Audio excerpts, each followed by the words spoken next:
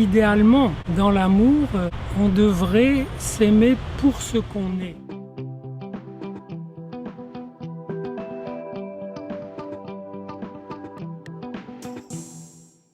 L'un devrait aimer l'autre pour ce qu'il est, comme a dit quelqu'un, parce que c'est toi, parce que c'est moi.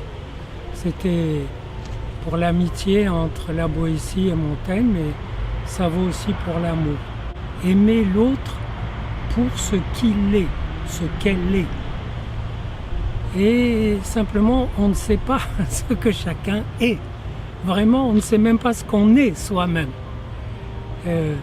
Quand Nietzsche dit « deviens ce que tu es », c'est bien joli, on ne le saura qu'à la fin. Et puis, on devient toujours ce qu'on est. L'important, c'est de ne pas se réduire à ce qu'on est. Mais on ne le connaît pas, on ne sait pas vraiment ce qu'on est. Donc, dans l'amour, il y a une découverte qui est toujours renouvelée, promise. Je t'aime pour ce que tu es et tu m'aimes pour ce que je suis. En réalité, comme on ne sait pas ce que c'est inconscient. J'ai écrit autrefois un livre qui s'appelle « L'amour inconscient ». Dire que c'est au niveau de l'inconscient que ça se passe. Et quand on n'est pas branché comme ça à côté inconscient, alors ça devient souvent, parfois, disons pas souvent, enfin ça peut devenir des questions de pouvoir. C'est-à-dire que ça roule, l'érotisme fait son travail, le lien est intense, enflammé, et du fait de la pulsion, il ne faut pas se leurrer, du fait du charnel, et il se passe que on se met à aimer le fait d'aimer, le fait étant heureux avec l'autre de dire je t'aime, et donc on construit un revêtement de l'autre, un voile qui enveloppe l'autre, et c'est réciproque, de tout l'investissement qu'on a fait sur lui ou sur elle. Comprenez ? Et ce qu'on se met à aimer, c'est ce voile.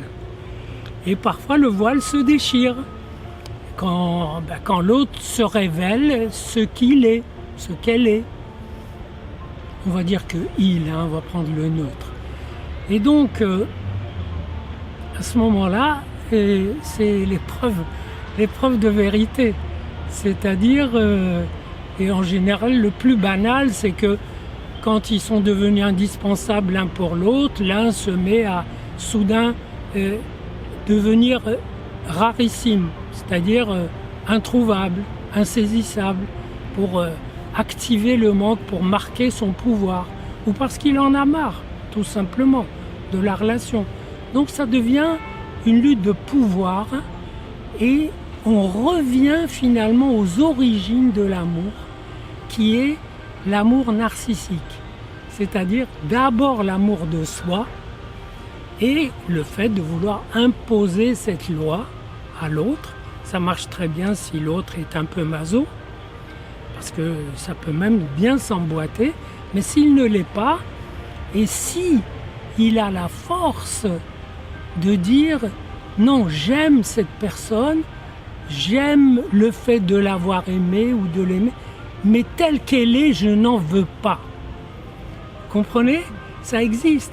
Donc, les ruptures amoureuses sont parfois douloureuses parce que les gens rompent avec une personne qu'ils aiment vraiment. C'est pas « je t'aime plus, alors on en a marre », pas du tout. Je t'aime, mais c'est plus possible. Je ne veux pas de toi tel que tu es. Et ça va chercher loin dans la psy, c'est une certaine haine de la mère archaïque, de la déesse primordiale qui fait la loi, qui donne la vie, parce qu'à un moment donné, c'est souvent la femme, et les hommes hystériques aussi font ça, de se rendre rarissime, indispensable, de suffoquer l'autre par le manque. Mais en général, ça renvoie à un certain refus de l'idolâtrie, de la déesse mère qui donne la vie, tout comme la femme donne le désir, ou donne la vie, ou donne l'amour.